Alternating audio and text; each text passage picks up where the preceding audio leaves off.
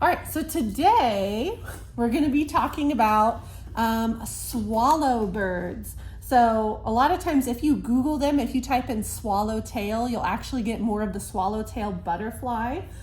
So typically these are just called swallows, and there's lots of different types of swallow birds. This one's actually specifically a barn swallow, and you can kind of tell the difference between this and like other birds because they have that fun little long tail, kind of like with the butterflies. And what we're going to be doing is drawing our birds first, then we'll transfer to watercolor paper, and then I'll talk about how we're going to shade it using inking.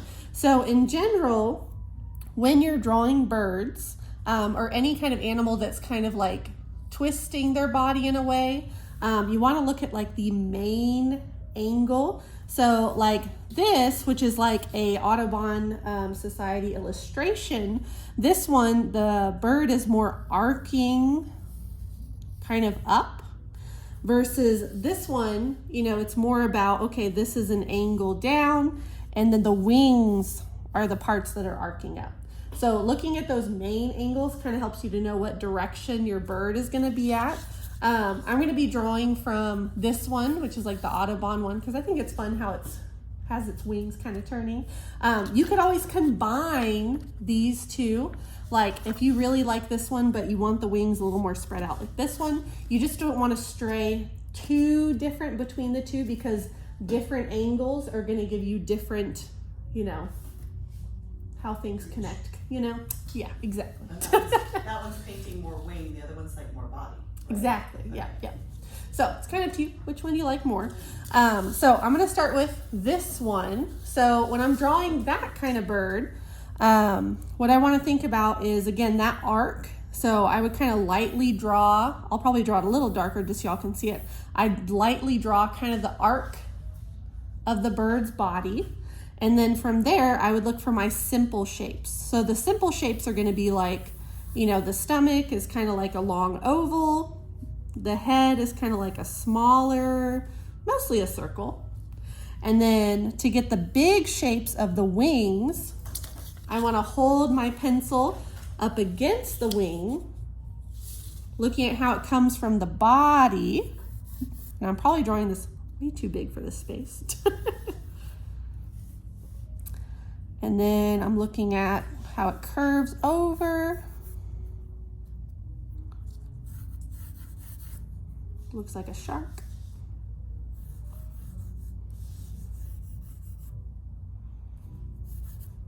And then once I have kind of my main simple shapes, then I can start looking at, you know, okay, this is a circle, but now I want to look at the slight angles on the top of the head, and then how my shapes are connecting.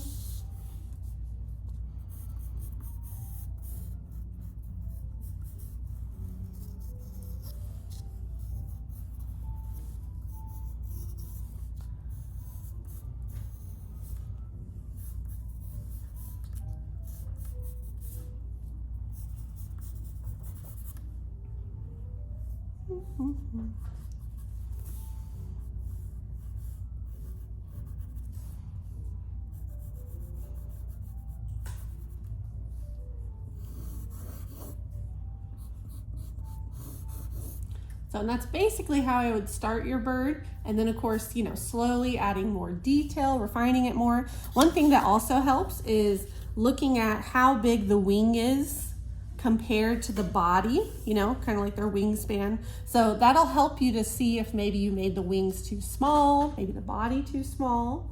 And also looking at your negative space. So the space in between the wing and the body. Looking for that shape in your drawing, you know, actually helps me to see, oh, is that space correct? So that's what I would start with.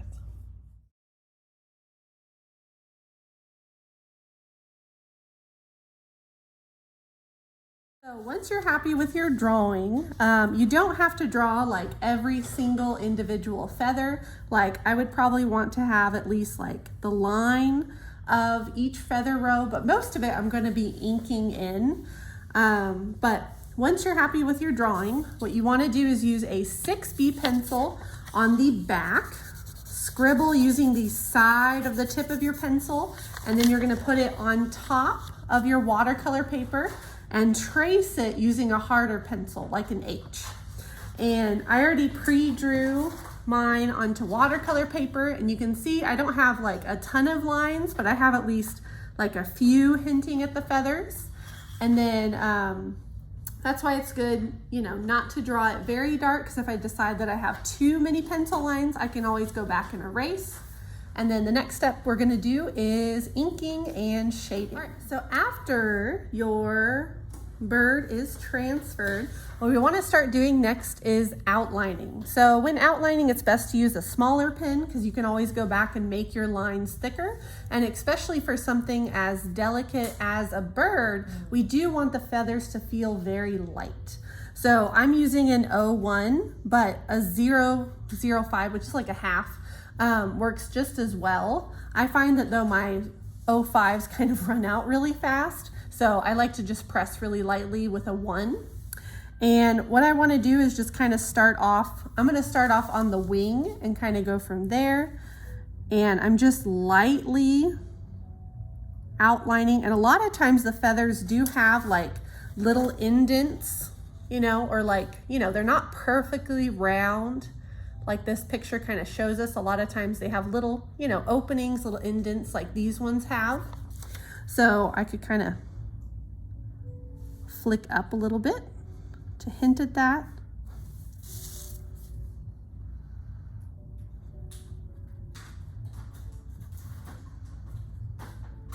And when outlining, it's best to take your time, look at where your pen is going, not where it's coming from, because that's when you end up running off the page. But if it happens, you know, you could just make your bird a little bit bigger. And then next we'll talk about the shading.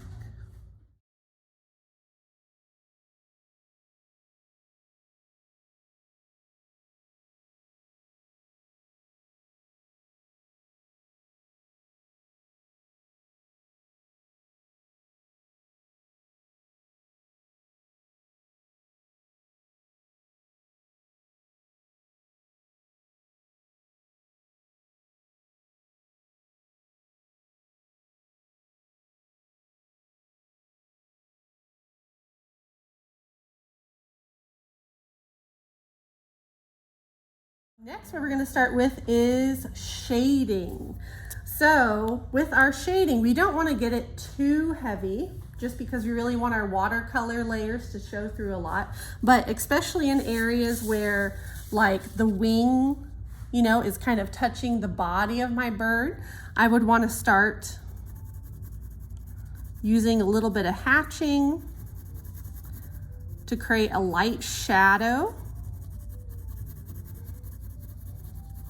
over here. So you don't have to get very dark, like it could just be a little bit right there. It just creates a little bit more depth in your picture, as well as sometimes in between some of the feathers, especially if they're larger feathers,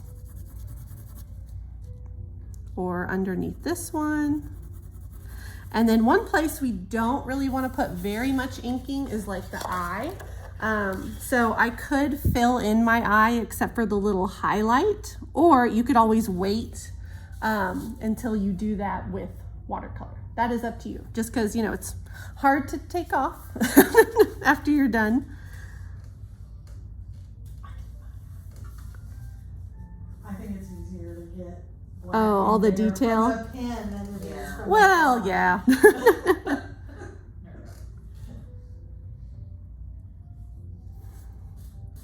So, and if you accidentally, you know, ink a little bit too much on your eye, we can always use a paint pen to, you know, add it into that. And then that's about it for creating your drawing and inking for this part. And then next we'll start painting.